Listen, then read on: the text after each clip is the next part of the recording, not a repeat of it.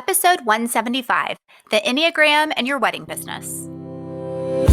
This Week in Weddings is a support group for wedding industry entrepreneurs. We're the ones behind the scenes, planning and designing the event, arranging the flowers, creating the invitations, or taking the photographs for a couple's most important day ever. No pressure. If you've been in the wedding industry for more than a minute, you know it's not all cake and confetti. Running a wedding business is hard, and it's certainly not for the faint of heart. This Week in Weddings is where we catch up on this often crazy but amazing industry and share tips on how to be a better business owner, all while supporting each other along the way. You're listening to This Week in Weddings with Kimberly Rhodes and Annie Roach. Hey guys, I'm Kimberly Rhodes, owner of Hitched Events. And I'm Annie Roach, owner of 5x7 Designs. Hey Annie, we have a shout out to give. Love shout outs. We love our super fans. We sure do. So this super fan is actually a past guest, which we actually love. But let's welcome to the podcast our friend John Kane Sargent. John, well, we're glad to have you. Thanks for having me. Hey, it's been a long time since we recorded that episode with you. And it seems like yesterday. I know. I had to look back, and it was August 30th, 2017. So it's almost been 3 years. Oh, how much has changed? John, have you been a super fan this whole time? Whole time. Y'all are my, what do you call the person who rides shotgun?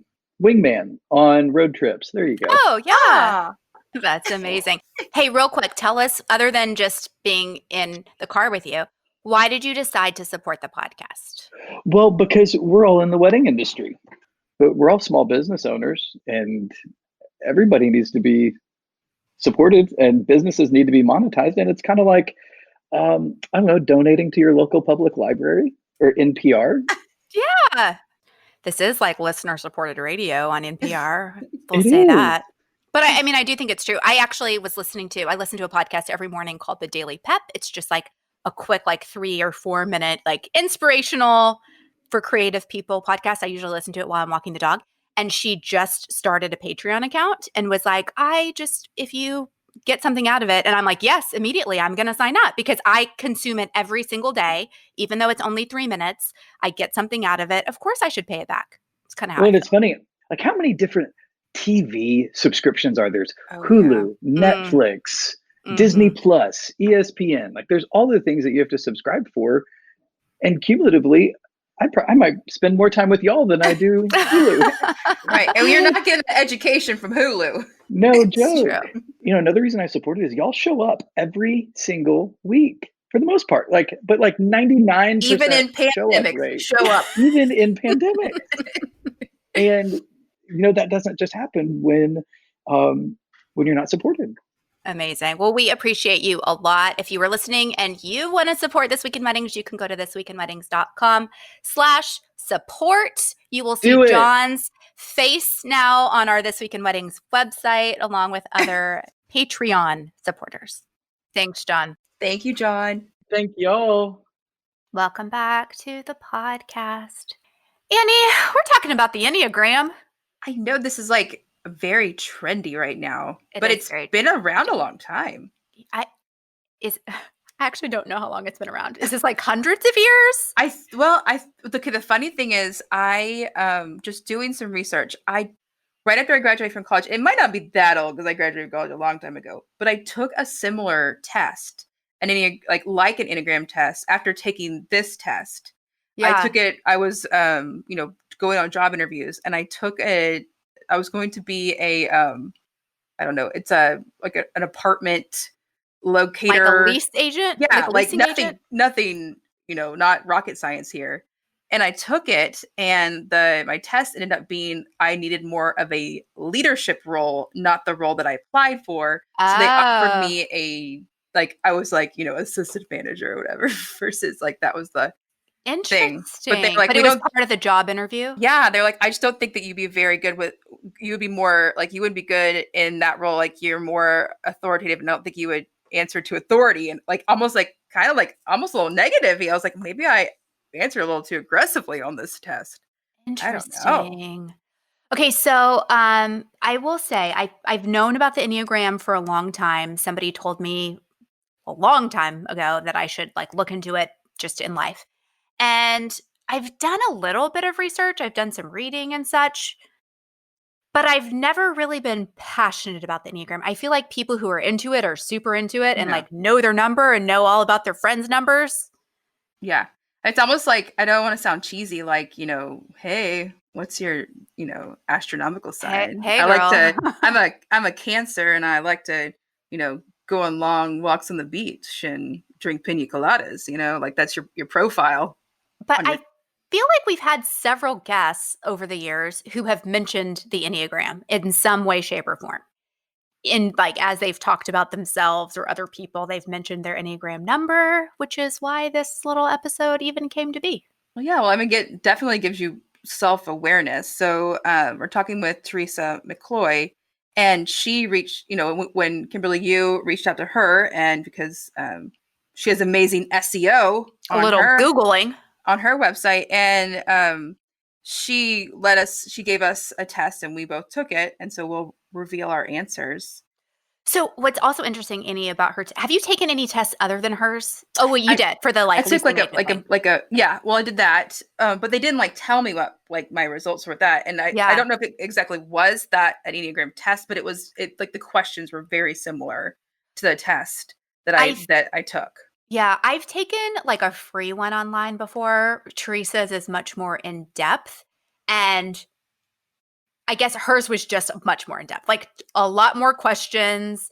Like 200 it took a lot questions. longer, 200 questions. I feel like it's probably more accurate than ones that I've just like Googled free Enneagram test. You answered the 10 questions off the Facebook link. Exactly.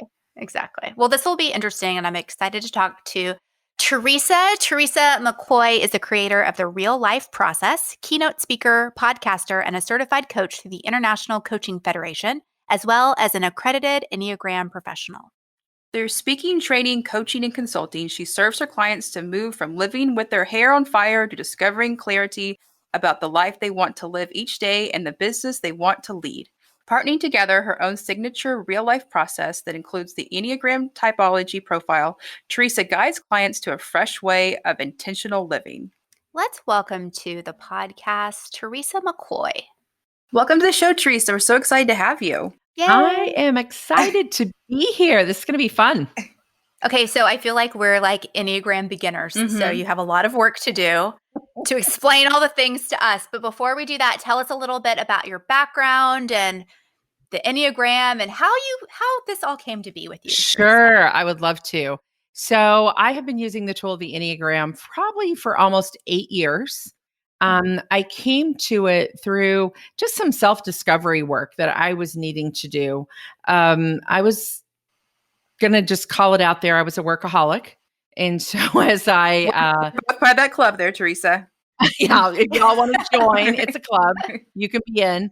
And just through some crazy things that were going on in my life and things that were happening for me. I was at the time working in the ministry space, and I got introduced to the Enneagram through that space. But I really did the deeper dive of just like, it's both a psychological and a spiritual tool. I think that's what's kind of cool about it is how it brings all three centers of intelligence together. And so it really was helpful for me to see patterns of behavior in my life that were kind of ugly and I didn't really want to look at and really learn how to live in a different way. And so through just journeying with that, then I became a coach. Love coaching small business owners and executives and small teams of people. And when you can get that dynamic of knowing each other and working together and communication and setting up good systems and processes and good ways of making decisions, the Enneagram can be helpful in all of those things. And so I've just found it to be a super useful tool. It's a little different than some out there that we're more familiar with, like Strengths Finders or Colby or DISC, or you guys have probably all heard of those, and so is your audience. But once I really found the Enneagram, I was like, wow, I see all of those in the Enneagram. But it's a different tool in that, but I find it so helpful. So a lot of the work that I do is if you think of a triangle, this is how I describe it. If you know yourself well, like that bottom of that triangle, if you know yourself well, if you have good self-awareness, if you know your patterns of behaviors, both positive and negative, then you can live your best real life. And I love to work with putting systems and processes, and 90-day processes is my thing, kind of that 12-week year model. I used to work with that company, and so I'm very familiar with that. And you can live your best real work. So know your real self, live your best real life, do your best real work. That's kind of my little system of triangle building. Well, I will tell you, I feel like people I know who are into the Enneagram are really into Yeah. it. You're either like, if you've done this work or research, I feel like people get really into it. It can take you down the rabbit hole if you're not careful. I did a podcast episode on my podcast, like, is the Enneagram a foreign language? Because it is that thing, especially, you go to a dinner party, or we just celebrated big holiday weekend, and you're standing around and people are like, what's your type? Like, have you done your Yeah. type? Well, And it's almost you're like the old, like, I know, what's your sign? It's kind of like the new buzzword for dinner, for dinner topics. Even though we're not really going to many dinner parties lately, but it is kind of gotten to be like a buzzword and a buzz topic.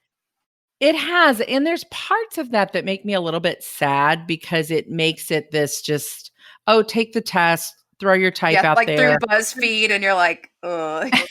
Yeah. And all the memes that we see and all the graphics, because those things really, to me, look at sometimes the negative behavior, or what I call the adaptive side of the Enneagram. And what I think the work of the tool really is, and I call it a tool, not a profile, because it's a tool to help you discover those parts of yourself that maybe you're not as aware of, and bring those to the forefront. So as we dive in, I offered for both of you to take the profile so that we could have some great discussion here on the podcast. And as we dive into a little bit of that, it is about, I look at the Enneagram a little bit differently. I look that you're connected to all three centers. It's not just about finding, oh, here's my type and here's where I live. No, the real transformational work is, how do I connect to the other two, the heart center, the intelligence center, and what we call the body center, the gut center. You have all three of them in you. We just got to bring them to life. Okay, so Teresa, for someone who's listening who's like, what is it? this? Like, yeah, Sure. Can you tell us the basics? And then also, I know Annie and I took the test, but like, if someone was trying to find it, it's interesting. I've heard multiple feelings about this. I've heard some people say, just take an online test. I've also heard you should read about all the different 9 types and then figure out from just reading the descriptions which one you fall into. And like, as soon as you read it, you will know. I've heard that before too. I don't know if you have thoughts on that. So absolutely, I do. And I'm impressed, Kimberly, you've done your homework. Well, it's funny because I actually, this is like really like a long story, but I'm going to make it very short. When I used to live in New York, and when I was moving to Dallas and I was starting my business, a graphic designer I worked with in New York gave me advice. She was like, as you're starting your business, the one thing that has helped me so much in just relationships and just life in general is the Enneagram. You should look into it. And I was like, I don't even know what word you're saying. This was like back in 2010. I was like, I don't know what that even means. So I started down that rabbit hole and then found somebody, I don't know, who was lecturing about it. And basically that was one of the things that she said was like, just listen to me describe each of the 9. You don't need to take a test. But I don't know. That was a long time ago. So as a professional Enneagram practitioner, I would agree that the tool of the Enneagram is that self-discovery piece. So one of the best ways is to just listen to it and to talk with other people and to read maybe through some paragraphs or a book that describes it and go, man, that sounds a lot like me. But, we're in a society that we love the quick fix, right? So all of these profiles and online assessments became available, and people are like, oh, you have to take the test. Well, then the question is, what test, which one, are they accurate? All of those things. So for me as a professional who uses a tool, the Enneagram, it's kind of frustrating sometimes because there's a lot of freebies out there that aren't super accurate. So the one that I shared with you, is one of the few that is like accredited by the psychological, board of review as, it's a 200 question test. And so it has, I would say above 99% accuracy usually. Now, we did with Kimberly come back with some scores that were really close. So again, I had some questionable results. well, they aren't questionable as much as they are. That's where the Enneagram is a tool for conversation, because those two types, you scored highly in two different places. And as you said, once you read through some of the descriptions before we started recording, you're like, I think I know. Like, because we, within us, our instinctual knowing, many times we know our behaviors. We may not want to share them with everybody, but we know what we know about ourselves. So let's go back to the basics of what is the Enneagram. Perfect. So the word Enneagram just means, Ennea means 9, gram means drawing. So it's a drawing of a circle, has 9 different numbers around the outside of that circle.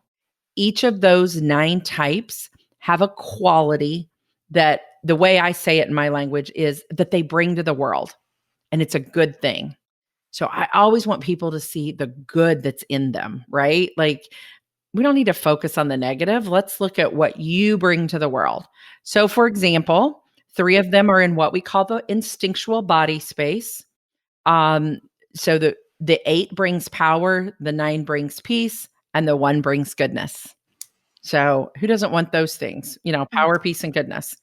So, and if you sit in one of those 3 body types, you bring one of those 3 things. The other center of intelligence is the heart space, and that's our types 2s, 3s, and 4s. And the 2 brings love, the 3 brings effectiveness, and the 4 brings creativity.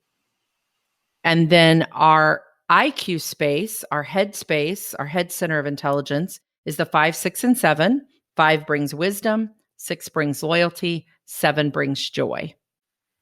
Now, if people have looked at the Enneagram, they might have heard different words for those 9 types, but they're usually somewhere in there. Sometimes people will call the 3 a performer instead of effective. I've heard the Achiever. Yeah, I've heard achiever before. But achiever to me brings that kind of like, I think, Annie, you said it before we started recording, like, oh, my type doesn't sound as kind or as nice. But, but achiever to me too, I'm a type 3, so I'll call myself out.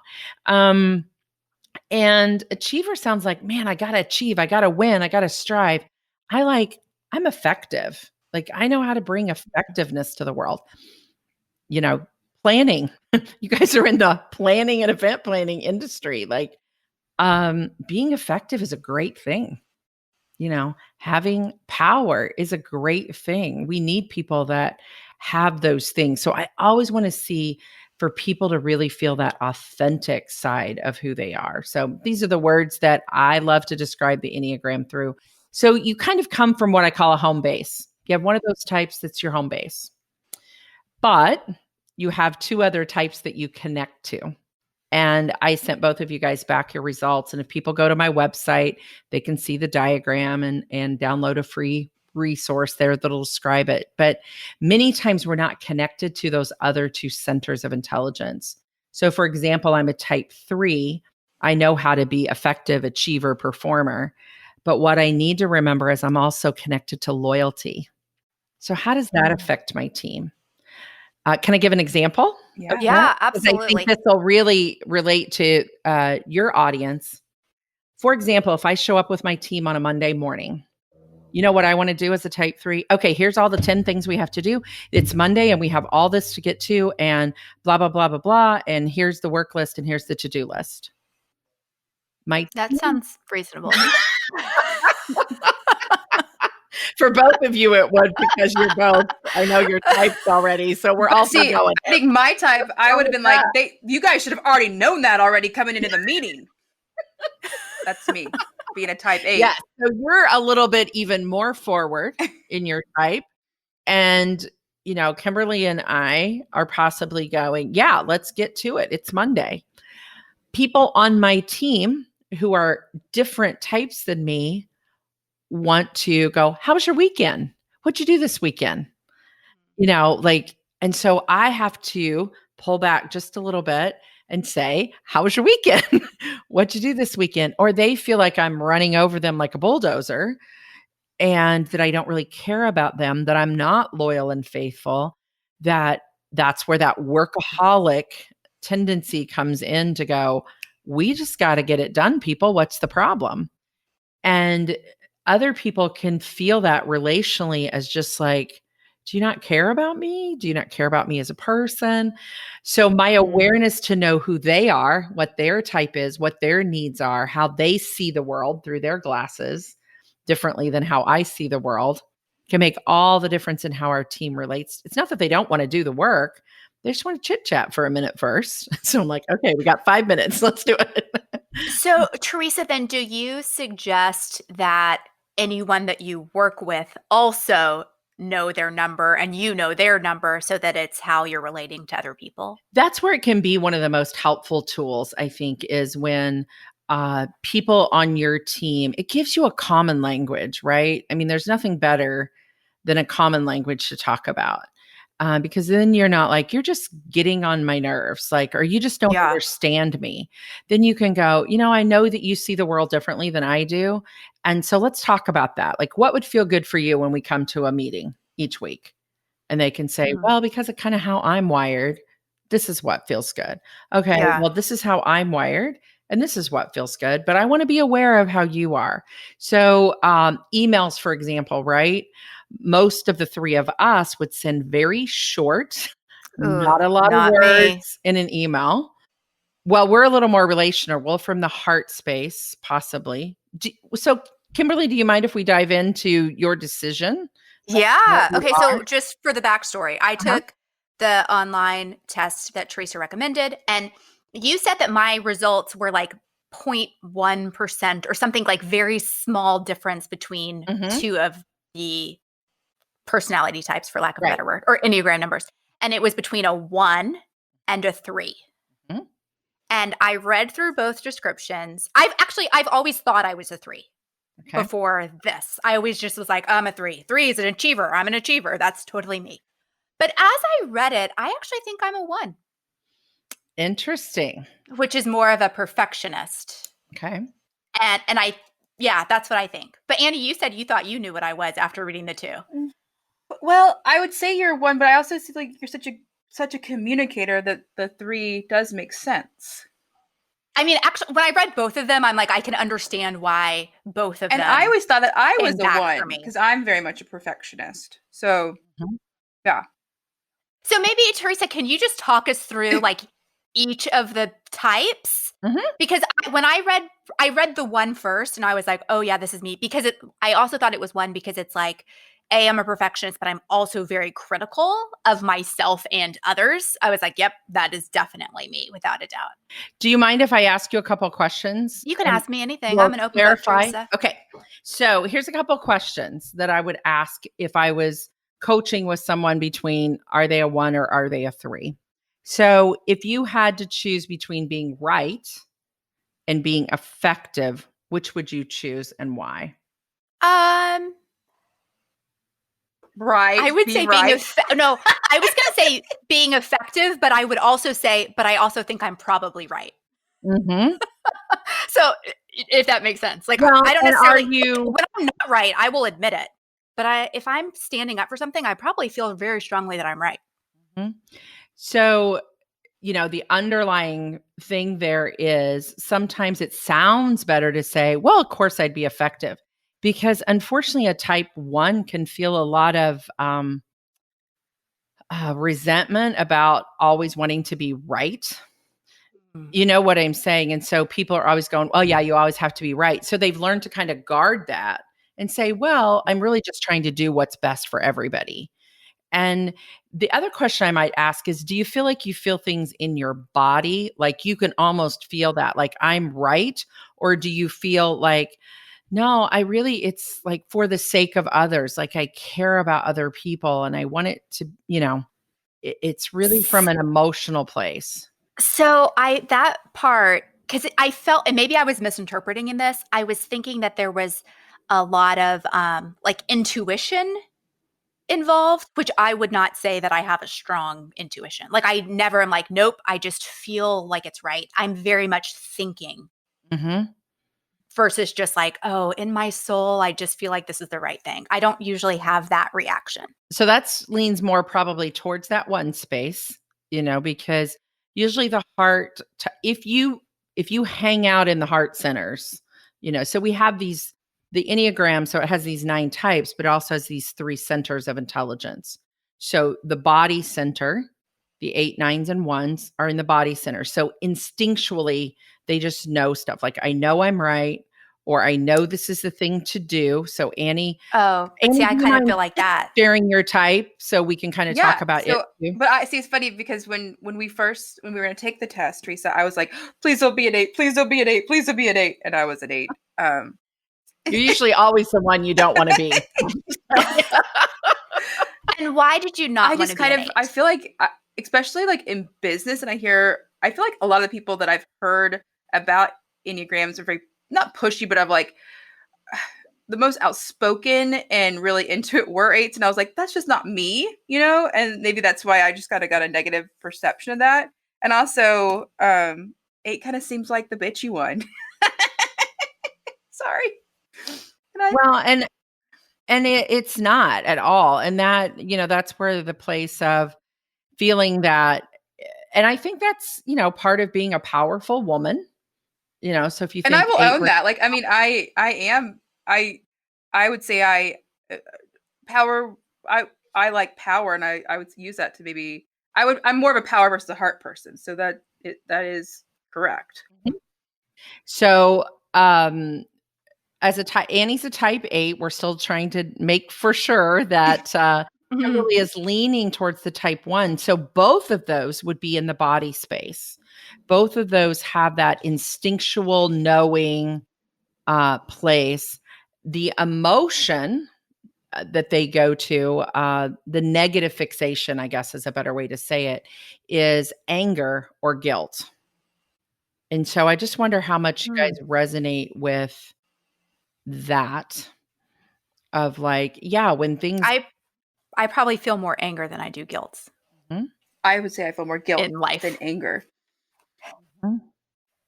And so kind of what I call the squirrel in your head or the crazy tape in your head, if you sit in these body types of 8, 9, and 1 is I've had enough. So when you're done, you're done. Like, when it's like, I've had enough, like I stop, I'm done. And sometimes that can be, I'm done because I'm angry. Sometimes that can be, I'm done because, I need to fire this client. I'm done because, I've made the decision and I know I'm right. It's not a pretty place that we like to admit in ourselves, but that's kind of the false belief or the false message that can go in our head for those body types. So as we're talking about that, Kimberly, how does that resonate with you when you think of, I've had enough? I sometimes feel like I often feel like I've had enough, but because I am, and maybe it's just like the nature of my business of that, like, even if a client is frustrating me and I'm like, I'm over it, I have to keep going. So I don't know that I ever fully, at least from a client perspective, ever fully get to just be like, nope, I'm done. Yeah. And we don't. Even if I'm emotionally done, We don't usually. So the other option that we were looking at, the other one that you were discerning about there is, are you a 3? So when I talk about the type 3, it sits in the heart space. See, and this is why I thought you're a very perfect mix of a 1 and a 3, Kimberly, is because I see you as the 1 being very much a perfectionist and needing things to be in their place, and organized structure. But also I see you as 3 because you kind of are seeking that approval and you love that, you love affirmation so much. Oh yeah. Words of affirmation are definitely my love language. And I see that's your turn on. That makes you such a 3. I don't know. That was me. Just my 5-minute synopsis. Because you know her well, and so sometimes it's helpful to hear from other people. How do you see me? How do you perceive me? So if I said this statement to you, Kimberly, of, you go more to the fixation of shame and more the language of I'm not enough. Like I have to do more. I have to strive. Does I'm not enough more resonate with you than I've had enough? Oh, probably. Yeah, for sure. So that would lean you more towards the 3. Mm. Okay. I've always thought I was a 3 until, like, if you had sent me back just the 3, I would have been like, yep, I've always thought I was a 3. I always knew I was a 3. And then when I got the 1, I was like, but I am a perfectionist and I am judgmental as hell, which is like super 1. So let's take I it to don't know. a work scenario too. So if you're planning an event for someone, and I know that details matter, right? Sure. Details matter a lot in the work that you do. So that leans you always to be looking at all the details of everything. Right. But if the customer is satisfied, and even if everything didn't go off perfect, would you be okay with, well, the customer's satisfied, they thought it was amazing, got words of affirmations, you're going to be okay? Yeah, I'd be okay. I mean, I wouldn't like dwell on it for any long period of time if something didn't go perfectly, if the client told me I was awesome. So there's the difference. So that's a great example. A type 1 would still be dwelling on it. Like 3 years later, they're still trying to fix it. Do you see what I'm saying? Oh, That's yeah, the difference. for sure. They're a perfectionist who they're going to beat themselves up over it. They're going to be upset. They're going to try to make it right. Whereas a type 3, we're okay with, it didn't go off perfect, but I can move on. Everyone was satisfied. It was a great event. Everybody had a great time. Yeah, there was a few faux pas here and there, but overall, type 3s invented the fake it till you make it phrase. And I'm definitely a 3, and without a doubt a 3. Okay, Teresa, I've heard I know we've skipped 2 going in number order, but I've heard a lot of entrepreneurs are 3s. Is that a true story? I would say, or maybe I've heard a lot of planners are 3s because we're like planners. I would say that could be true. I see entrepreneurs, because I work with mostly entrepreneurs, both here in my local area and then in the online space, helping them build their businesses. And there's a lot of 7s, because 7s love multiple things and they love that joy and enthusiasm, and they'll have multiple businesses and always have irons in the fire. I think 3s are great entrepreneurs because they are planners and they can see things in systems and processes. I see a lot of type 8s like Annie because they're forward moving types. So within the Enneagram, there's also different energies from each of these types. All 9 types, they have different energies. The 7s, the 3s, and the 8s all are that, forward moving. They're going to take action. They're going to jump in. So a lot of times we see them in that entrepreneurial space, but I've worked with people, all kinds of people own businesses and start businesses. There's no one personality that's like, I should be in this occupation because that fits me. Type 5s bring wisdom. They're researchers. They're they're in their heads looking for all the information, right? I'm pretty sure my husband is a 5. Mm-hmm. He has not taken any kind of test, but I said 10 years ago when it was like, just listen to the descriptions, I always thought he was a 5. Mm-hmm. And can you tell me a little bit more about a 5? Sure. So 5s sit in our intellectual center of intelligence, and that intellectual center is focused on thinking, and it's all going on in their heads. Mm-hmm. And so what they're trying to protect themselves, though, from is it's all about security and survival. In other words, fear and anxiety. So if I know enough information, I can make this decision. What happens is a type 5 can get stuck there. They can get stuck in the research phase, right? And my daughter's a 5. She's 23. So, college decisions, she would research to the nth degree, everything down to how many parking spaces are in the parking lot, literally. Oh, wow. I mean, it can become very obsessive. So it's that I have to have the knowledge and information so I can make the right decision. What happens to a 5 sometimes is they withhold that information from everybody else. We're like, this stuff and you didn't tell us, and so for them, how they bring wisdom to the world is let us know what you know. Let us, write the book, tell us the information. I don't know if you guys are familiar with Colby, the Colby No. assessment. Some of your listeners might be. Oh. They're considered fact finders. That's one of the things in Colby. And that's kind of what a 5 is. They're a fact finder, and they're going to find all the facts. Interestingly enough, Annie, when we look at the harmony model of the Enneagram that I teach, you're connected to the 5. That is your head type. And so I wonder, as you've read about the 5, do you see any of those parts in you? Are you someone who will go find out information and Yes, all I'm that you definitely care a about? researcher. Like I like to, before I talk or even before I, coming on the podcast or diving into things, I like to do a little research because I am afraid that I'll sound stupid if I don't know all the facts. Which I'll still sound stupid, but like at least I can't blame myself for not doing the research. But what I think is so interesting is like that's how Annie and I are so different in that like from day one, she's always wanted to like let me like prep before each episode and like find out about the person and a little bit more about the subject. And I'm like, I'm just gonna wing it. So and that is that's definitely awesome because it works for her. And I'm like, I'll just show up and ask some questions about what I'm feeling at the time. that's definitely showing your 3, which is your home type, your strongest part of who you are. And Annie, is showing her 5 side of herself of going, no, I wouldn't ever want to look foolish. Like I'm showing up, knowing as much as I possibly can. That's that 5 coming out. That's the beauty of the Enneagram. Okay. So, Kimberly, you're a home base of a 3, but you also connect to the 6 across the way, which is I don't think I loyalty. know anything about 6s. They're loyal and faithful.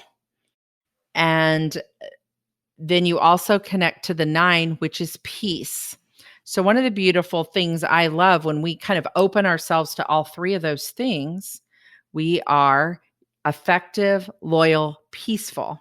So that's kind of your harmony. I call it living full circle, not just living out of, I got to be effective. I got to be effective, but I'm also loyal and faithful. And I'm connected to that side of myself. That's my intellectual side.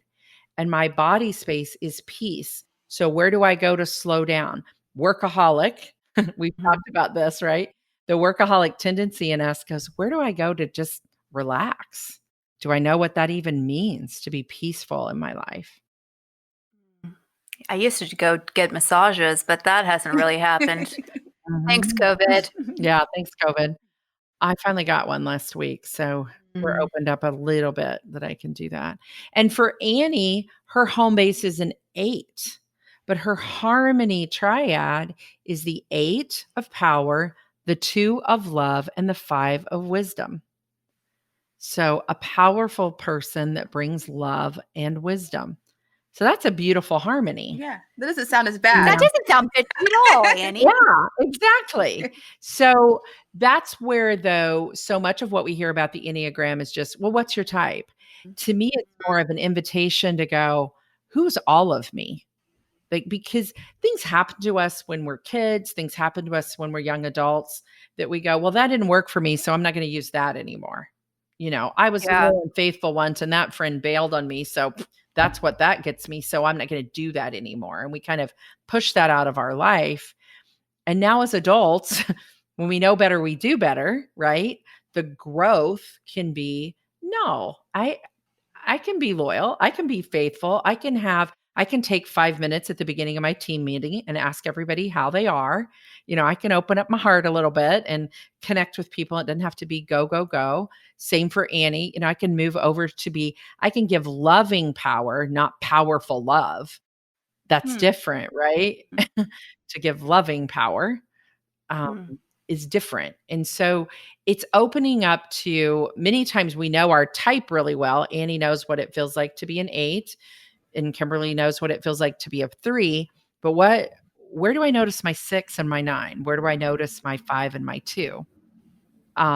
That's the beauty of the Enneagram to me, because now I'm going to be the best leader I can. I'm going to be the best business owner. I'm going to be the best spouse, parent, whatever it is, because I'm not just operating out of one center of intelligence. I'm really operating out of all three now. I'm aware of all three. So y'all got real serious and you're really listening and you're like, I know. ooh. I know.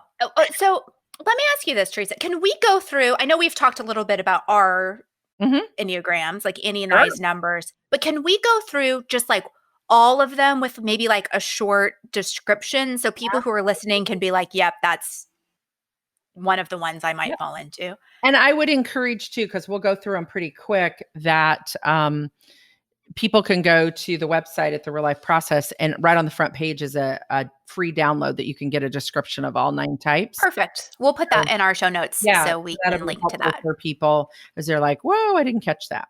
So let's start. We started up there in that body space, the 8, 9, 1s. Let's start with 8 because that's Annie. Let's learn more about the 8. About the Annie. So 8 is the powerful person. Sometimes they're called the challenger. So if you think about a meter, in the middle is challenger. At their best, they're powerful, which is different than being a challenger. They are not afraid to make big decisions. Many times they fight for the underdog. They're all about justice for the underdog person. They can come across as confrontational and intimidating if they're not careful and they're not aware of the power that they hold, which is a beautiful thing. Authentically, they're confident, they're strong. When they're living in what I call their adaptive, they're over on the low side of the meter.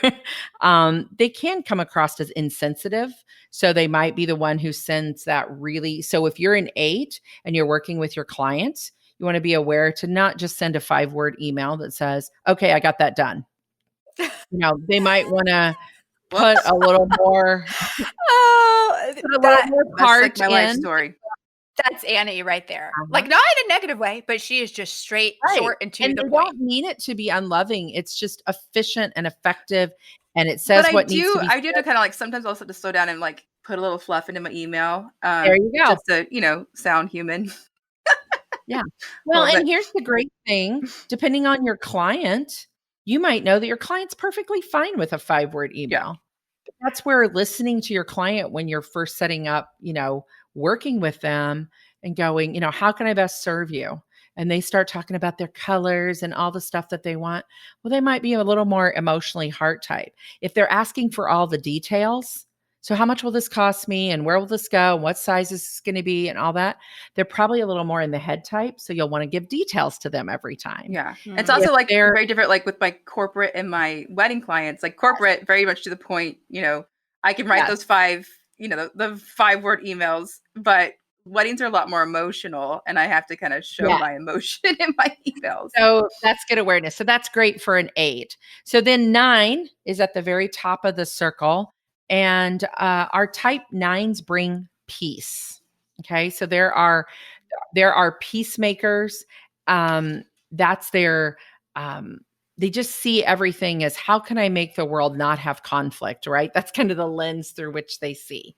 So when they get over at their worst part, their meter's low, they're avoiding conflict. So it's hard for them to have the tough conversations. Or if you're a type 9 and you're in business and you own a business, it's always kind of pushing yourself to have the difficult conversation about the contract or paying the invoice or those types of things. Or you may need to hire someone onto your team that takes care of those things for you. So a type 9 brings peace. And I'm married to a type 9. It's a wonderful thing. They're very adaptive, go along, get along, easy to be with, can have a conversation about anything with anybody. So that's the peacemaker type 9.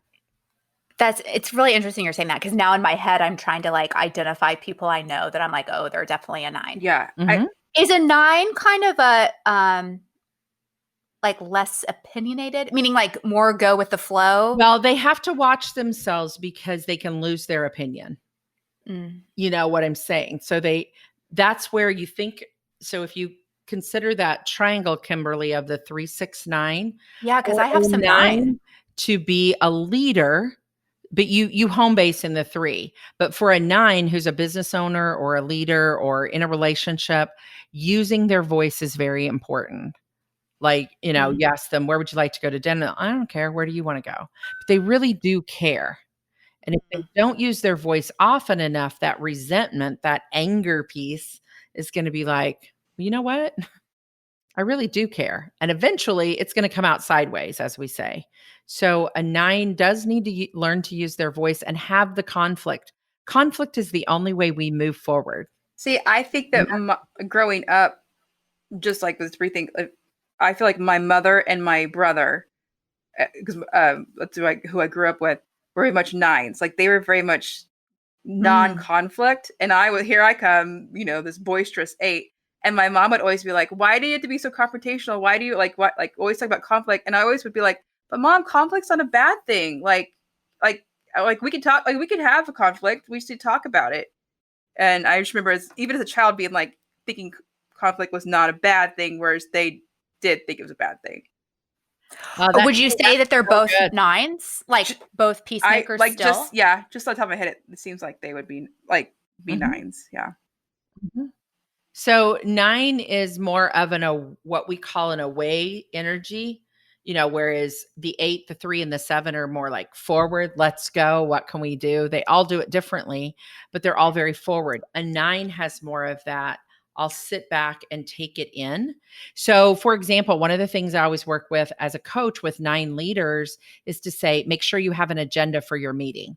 So if you're listening and you have a team and you think I'm a 9, make sure you have your bullet points that you want to get through.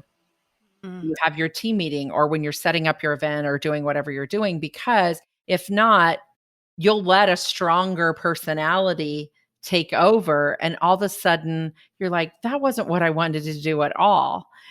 But if you have or this wasn't even what I wanted to talk about on this meeting, because once somebody else starts talking, a 9 sometimes will kind of just shrink back and go, okay, I don't want to interrupt them. But if they've got an agenda, they're like, well, let's get to the next point, Yeah. something else.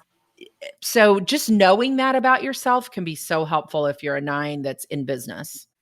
Yeah, that's good. That's really So good advice. Type 1 also sits in that body space. We started to talk about them a little bit. 1s bring goodness. So at their best self, they're seeing things as, I want this to be right because then it'll be good. Like it'll be the best for everybody. And they are super critical of things, but really they're more critical of themselves than they are anybody else. They're like, when we were talking about like if something went wrong at an event, they would still be replaying it in their head over and over again of like, oh, if I'd have just done this first and this first, and then it would have been right. And it wouldn't have mattered if the customer told them a million times that it's okay or that they did a great job. They're still, critical of themselves. Yeah, I don't think I'm a 1 now that you say it like that. Yeah. And so for a 1, they bring goodness and we need them in the world. They're great at being like that person that controls what goes on your team, that looks at all the details and puts the systems and processes in place. How do we go? How do we set up things? How do we do? So a 1 is a great detail person to manage those types of details. And they're like you probably want your accountant to be a 1. Yeah. Like they get, 1s and 5s are great accountants because they get the details and the numbers and the information and that type of thing. So, and then we move on around the circle. We move into what we call the heart center, the 2s, 3s, and 4s. So Annie connects to the 2s. The 2s sit in this emotional space. This is where you and I sit too, Kimberly, as type 3s. And Kimberly and I would both say, emotion really doesn't come into play for us. In the heart space, that can throw people off. But the type 2 is the epitome of the heart space. They bring love. What happens is, at their best self, they're bringing pure love with no strings attached. What can happen is sometimes that love can turn to manipulative love. I'm going to do this for you, hoping that you'll do something for me in return, and so it's got strings attached to it. So then it goes to, when they're at their best, they're warm, they're generous, they're nurturing, supportive, but at their worst, it becomes kind of clingy and possessive. a new word that's been on the scene now for the last 15 or 20 years is codependency, right? Like I find my worth and my value in you. That type of thing. So that's where, a 2 in the heart space wants to stay in that I'm giving love from joy, from warmth, from generosity with no strings attached, just because. Annie, I would say, because you're like, I don't know if you've said that gifts are your words of affirmation, but I think that they are. Like, I feel like you're very like giving of gifts to show people that you love them. I think I like to give gifts. I like to receive gifts. I think acts of service is my biggest for if we're talking about love languages. But I do. But I think I speak the language of gifts.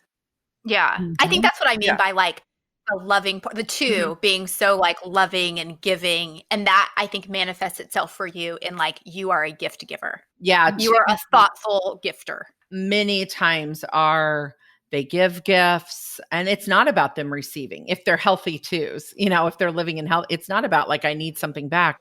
I just saw this and I thought of you and I wanted to get it for you. Or, they'll send their clients thank you notes or send them a gift or have something special for them at the event that they weren't expecting. I mean, that's a 2 in their healthy space. They're loving. Type 3, on the other hand, still in the heart center, but we sometimes can think emotions get in the way of getting stuff done. So we have a tendency to compartmentalize our emotions. 100% me. And we'll set them aside and we'll be like, I'll deal with them later, it's not that we're not feeling the same emotions, but they get in the way of us being effective, being achievers. So we compartmentalize them. Unfortunately, sometimes we forget to come back and visit them again. That was some of the work that I had to do. I'd had a lot of grief and losses in my life that I had kind of never dealt with, because I just didn't have time. So I thought, Yeah. And so I had just kind of stuffed them down. And I really did, I'll cry at a Hallmark commercial, but yet, get me in business mode. And I'm like, yeah, we don't really have time for that right now. We'll come back to that later, and I can compartmentalize it. So type 3s are effective and efficient and can get a lot of things done, but we have to really be careful that energy and optimism doesn't become superficial and that we don't cut too many corners. That fake it till you make it is not, it's one of our superpowers, but it's not a great superpower. Sometimes it'll get us in trouble. And so we have to be aware of that. And then our type 4s, and I wonder, it'll be interesting, if you get feedback from this podcast, how many 4s you have in your audience, because type 4s are super creative. That's what they bring to the world. And they are sometimes called original too. They see things very imaginative. They're very intuitive.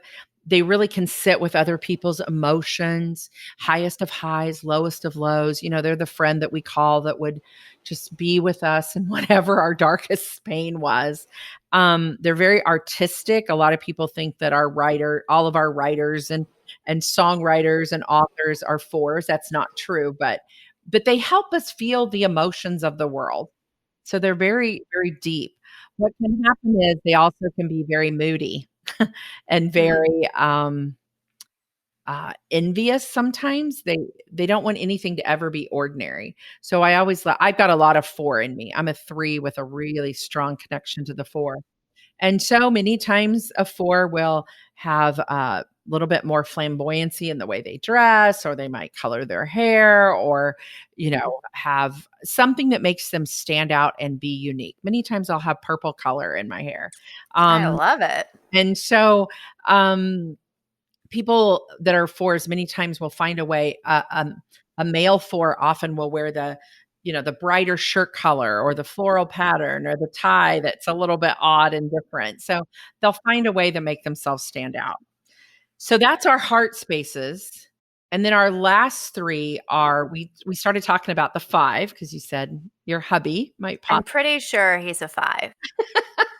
be a 5. And the 5, 6, and 7s are in the head type. So the IQ center doesn't mean like IQ as in they're smarter. That's just how they see the world is first through their head, looking for that information, that safety, security. So the 5 brings wisdom.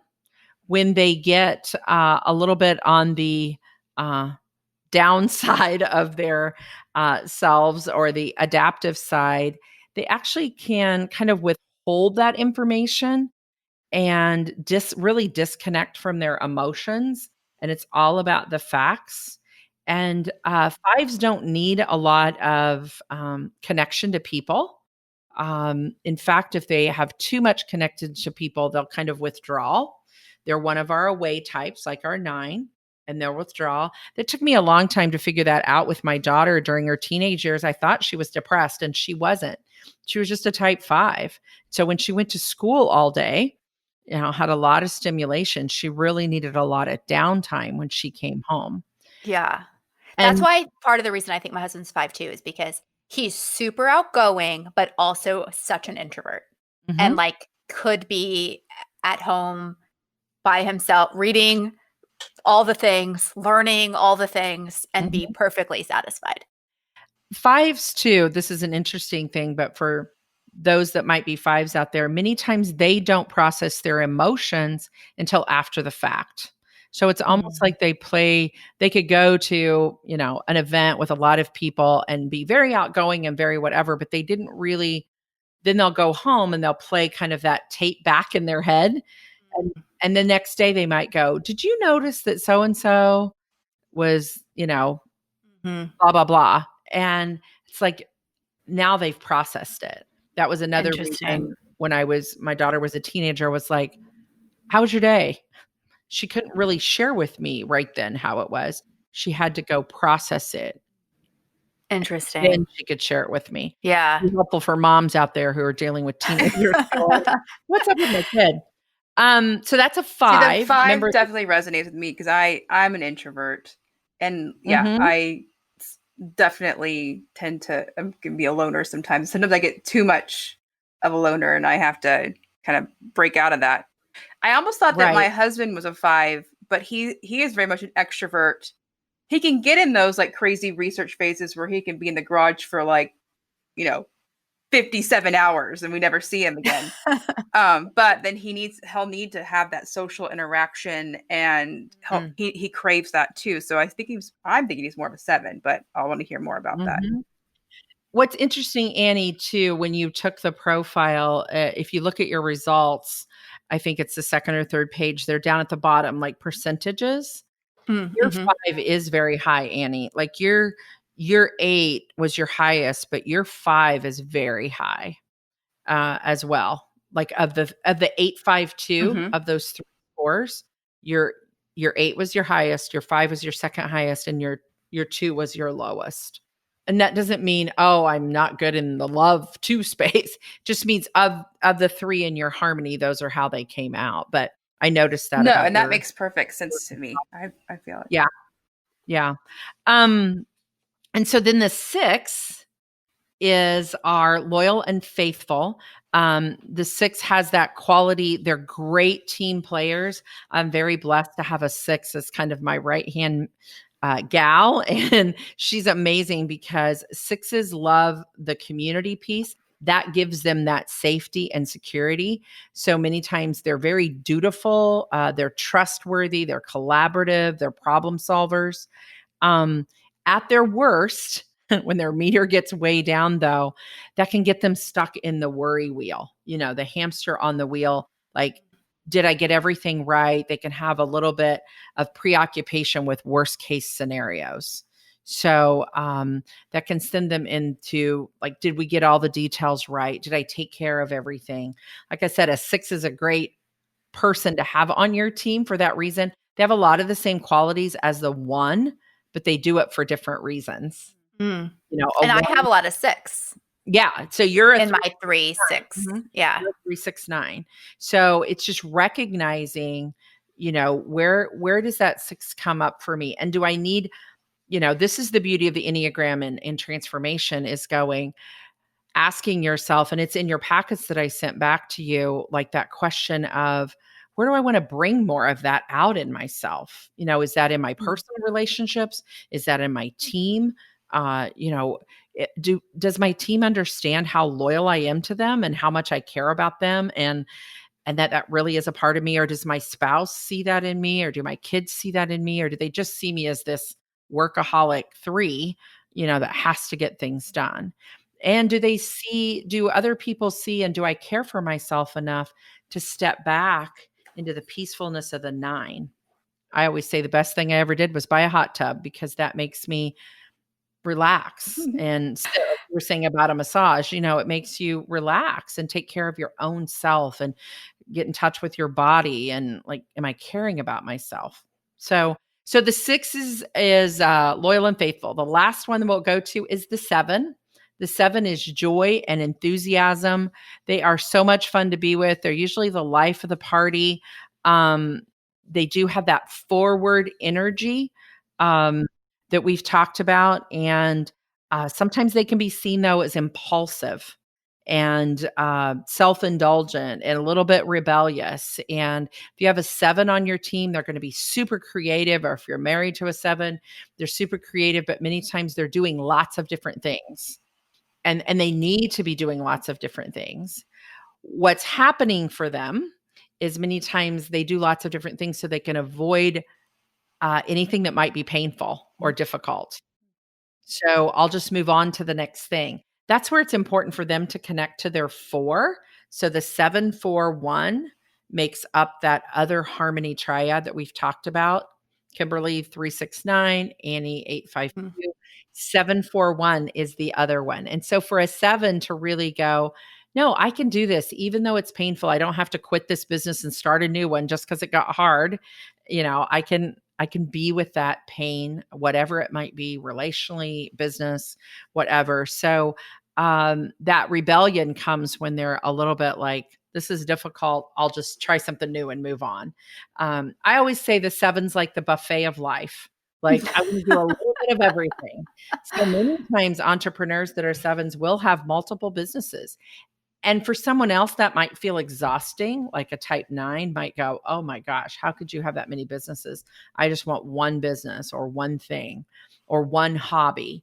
And a 7's like, no, what's the next thing I could do or try or learn about? Which makes them a lot of fun to have in your life. So their joy and enthusiasm. So that's kind of the 9 types. As I said, that's brief, quick, maybe not quick, but brief. Annie, do you think David is a 7 after hearing that? It's hard because, maybe as he gets older, he gets grumpier. He's definitely not the life of the party. But he is very much, he loves trying new things and he almost is almost critical of people that don't have a lot of hobbies. Because he loves the socializing and talking to other people that have hobbies and learning new things and learning more things. And he's British, so he definitely he'll criticize people in America that are like, oh, all they like is sports and stuff like that, where I want to learn all these, it's that, like the IQ in him of wanting to learn and better himself. Yeah, that's why they are in the head types, because they're also processing through their head. But it's interesting you say critical too, because in that harmony is that 7-1. So that 1 can go to the critical. So the more you discover about the harmony of the Enneagram, the 8-2-5, 3-6-9, 7-4-1, you can go to the authentic or adaptive side of your types, all 3 of them. So, if I'm not careful, if I'm having a really hard day and a difficult day, and I just get a little bit rebellious and I don't want to do anything, I can go to the adaptive side of my 9 and go, you know what? I check out. Like, let's go watch Netflix for 10 hours, and sit on my couch. And that's me kind of avoiding a conflict, maybe of a difficult email I need to send or a project I don't want to dive into. Even though I'm a 3, I can go to that like low side of my 9 if I'm not careful. Yeah, I'm totally the same way, like 100%. And sometimes then I have to listen to my body and go, maybe it's because I've worked 6 days in a row and I really do need some rest and some peace, and I need to take a day off. And my body's telling me like, hello, you need to shut down for a little bit, and then you'll have some clarity about what you need to do. So that's where it's listening full circle to all three parts of myself. Teresa, I do have a quick question. I don't know if has a quick answer, but I've heard something about like your Enneagram number with a wing. People are like, I'm a this wing, this. Like, what does that even mean? I know. It's a foreign language thing, right? Yeah. So the way I teach the Enneagram is through the harmony model, where we're connected to all three centers of intelligence. That makes sense to me. Like, of course, we would have an IQ center, an EQ center, and a body center. You know, we're complete people. We have all three. Wings are the numbers. I always have to flap my arms when I say it because it's like wings, right? So wings are the numbers on each side of you. For example, you're a 3. So your numbers on each side of you in the circle are the 2 and the 4. And you probably have a stronger connection to one of those two than the other. So I'm a 3, type 3, 369 harmony with a 4 wing. I know that I'm very creative. I like to write music. I like to decorate things. I see things in, just very creative ways. And so I know that 4 wing is stronger for me than the 3 wing. So when you think of it that way, on the Enneagram, there's 9 numbers. We actually connect really strongly to four numbers, our harmony and then our wing. And actually sometimes. So like Annie's an 8. So she would either be a wing 7 or a wing 9. Yep.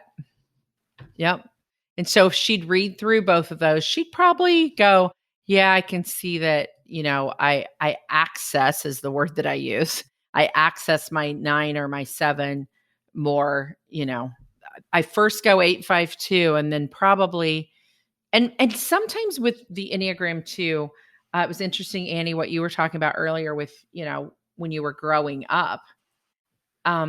Sometimes we see different parts of our harmony in different seasons of our life. And I was going to ask that, like, could a life event or, I don't know, I often feel like as I get older, I just become more passive. I mean, not passive, but maybe I just become a lot more, I don't know if I'm just like over it. Like, I don't want that conflict. I'm tired. I don't want to fight for everything. Or maybe I have more self-control. I don't know. Yeah.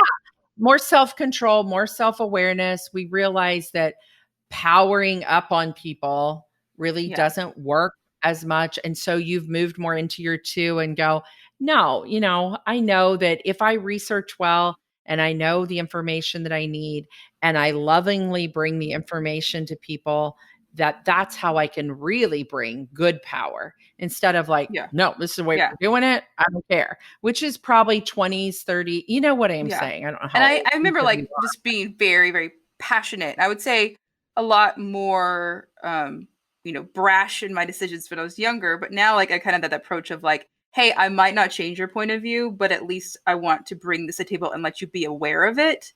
Kind of more approach than like, I don't know. I still can yell at people, but I try to do it less. That's living full circle, though. That's living in all 3 centers of intelligence. In the profiles that I sent back to you, there's word lists on one of the pages that have authentic and adaptive. And, you can go, this is some of the beauty of, if you like to do what am I grateful for today? Or what was this week about? And you like to do reflection and that type of thing. You can look at those and go, yeah, I was really living in the adaptive side of, my 2 or my 6 this week. And I want to be aware of that. And I want to move more over into this authentic side of myself. Or why did that conversation blow up? Oh, this is why. And so you think of the bigger thing, Annie, too, of there's seasons of our life. And that's how I discovered the Enneagram. I was in a season of my life and living in a very adaptive side of my 3. Very adaptive side because of some really difficult things that were going on in our life. And I had to adjust almost. I felt that pressure, like I had to get it done. And I wasn't living in a good place. And that was for a season. And I'm grateful sometimes for that season because of what it taught me. But, And I would also I think like current events might even bring out your extremes right now. Mm. You might, it So might it's a good bring point. that, that Oh, meter to the extremes just because your anxiety and that unsure is taking over. exactly. So I've had a lot of those conversations as we've walked in, the first 6 months of 2020, right? Where anxiety is at an all-time high. And so you may find yourself going to one of these three centers, whatever your harmony is, once you find that home base and your harmony, whatever that is. Like Annie, you very much might go to research and be like, what can I find Well, I out? think What can almost I like this quarantining and isolation has really heightened my 5, like Yes. making me want to like Mm. withdraw from people, and it's kind of scary even interacting with people now, which is bad. So you have to be aware of that and say, how do I Yeah. ease back in? Yeah, because I can't be a How loner do I- forever. I mean, I guess I could Can't be move to the locked up. forest and not wear deodorant, but I love fashion too, so not my style, and I love smelling good. But yeah, it's kind of hard. I really see that my kind of feel that extremes coming. Yeah, I've heard that from so many people. Kimberly, where do you think in that 3-6-9 have you gone to your 9 of like, oh, I think I might just check out? Oh, yeah, for sure. I mean, I have been watching a lot of 90 Day Fiance lately. I don't know if y'all have seen that show. I just learned about it and have been wasting all of my life watching. So yeah, I would call myself a workaholic 100%. But when I shut down, I don't want to Me do neither. anything. I'm like extremes. I'm either like working, or I'm like wasting time. I don't even want to decide where we go to dinner. Just Agreed. But then I might have an opinion after it's decided. But yeah, it's like you making decisions off the day. It's like I don't want to make another decision when I get home. It's interesting, Teresa, because you said 7. I feel like I have a little 7 in the wanting to start new things and Oh, a it's lot very of like much in the irons in the fire kind of thing.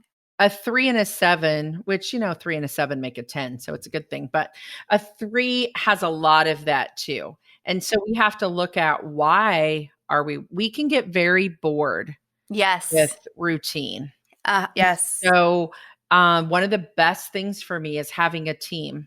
I have 2 other people that work for me, contractors, small number of hours, but that helps because when I can delegate something out to them that I don't like to do, because usually 3s don't love the details, 8s don't either, 7s don't either. Like when we can delegate out, that keeps us feeling fresh, right? Like, Yeah. okay, that's off my plate. I can go do the big picture stuff or go have a conversation or make a sale or sign a new, get into that mode, which is much more. And there are people that love to do the details. And so, you're looking for in team building, and I think this might be important for your audience if they have little people that work for them, very small numbers of hours, is finding people that really do complement them. You don't want to hire someone just like you. Yeah. You want someone that has a different skill set and a different way of seeing the world than you do so that they can complement you and let you be you in your best self. What do you bring to the table? That's something business owners, we don't always want to do is look at what can I do that I'm the only one that can do this. Yeah. It's interesting because you've been talking through the different types, I've identified my husband. I'm like 99% sure. But I was trying to think through like Stephanie on my team and what her number is. And I don't think I really know. I feel like I need her to take the test. Same here. I feel like I don't know what my sis. I was thinking about Michelle. I'm thinking maybe she might be a 6, but I don't know. And you might be surprised. And then what's helpful for you when you find out like what your assistants are, somebody that works on your team, is you're like, oh, now I know even what would be like something they would love to do. And I can have that conversation with them. Or I see that, boy, this is a better way for me to communicate with them. Even communication tools. And I talk with a lot of my clients about that. Like, certain people would love to use Voxer because they can hear your voice and that feels good to them. So I mentioned that the 7, 8s, and 3s are forward types. We're going to take and go. The 5s, the 4s, and the 1s are more away types. They're okay to kind of sit back, be on your team, but they're a little more like away. Doesn't mean they can't lead. They're just going to do it from a different energy. Your 6s, your 1s, and your 2s are toward types. How can I serve your clients? How can I take care of them? How can I create great systems and processes for them? They're going to really care for your people. They're toward types. So when you kind of know who's on your team, you can even help to know what tasks to give them, what projects. That's interesting. And so that's where I find, as entrepreneurs and as business owners, a tool like this can be helpful, because you might give and you're like, why didn't they get that done? It's like it doesn't really resonate with them. Whereas it might somebody else. That's interesting. So Teresa, if someone is listening and they're like, I kind of think I know what I am, but they want to like dive deeper into it, kind of tell us, I know you mentioned your website. I would assume that, like for me, I read the report, but even just hearing you talk about it is helpful. Very helpful. If someone wanted like both, like I want to take the test, sure. I want to read the report, but then I want a little bit of like one-on-one. Sure. Like tell us about that. How does that work? Both. So on our website at the realifeprocess.com, and real life only has one L in it. So REALIFE, realifeprocess.com. You can take just the assessment and just get the report back that you all both got back. Or you can do the assessment plus a call with either myself or one of our other, I have one other coach that works for me that's also certified in the Enneagram, and they'll walk you through it. And within the packets I sent back to you, there's a couple of exercises. We have a couple of exercises in there to just help you move forward with the tool of the Enneagram. We do some special things too. If somebody's listening and they're like, I have 5 team members, and I would love for all 5 of them to take this, just send me an email through our website or at Teresa at the realifeprocess.com. And, we put together some special packages if people are like, I want to purchase 3 or 4 Awesome. together. So hope that will serve your people well. That's amazing. I feel like, Annie, first I have a question and then I'm going to tell you how I feel. Has this been too woo-woo for you? I know like woo-woo is not typically where you go. I see, Teresa, I went into it thinking, oh gosh, it's going to be very woo-woo. And I'm just more of a, practical person. You're an 8. Yeah, I am less emotion. And so I was going, oh gosh, this might be a little too foo-foo woo-woo for me. But no, actually it is. I think it's the organization of it makes it less woo-woo for me. I find it interesting. Good. Because I'm not a woo-woo girl either. I can go there, but I'm a 3, so I'm pretty much effective and efficient. And is this helpful, in that way? So I'm glad it wasn't too woo-wooing. I mean, I have a woo-woo wing, so I don't know what wing that is, but I can get a little woo-woo, a little secret, a little metaphysical randomness every now and then. So, and hey, I'm all for, this is the year of trying new things. And so the year of change. Yes. 2020 is the year of change. That it is. Well, Teresa, thank you for all of this. This is very insightful. Thanks for helping me figure out my number. You're more than welcome. It's great to meet both of you. Enjoyed listening to the podcast. You guys have a great energy, so it's been fun. Thank you. Thanks, Teresa.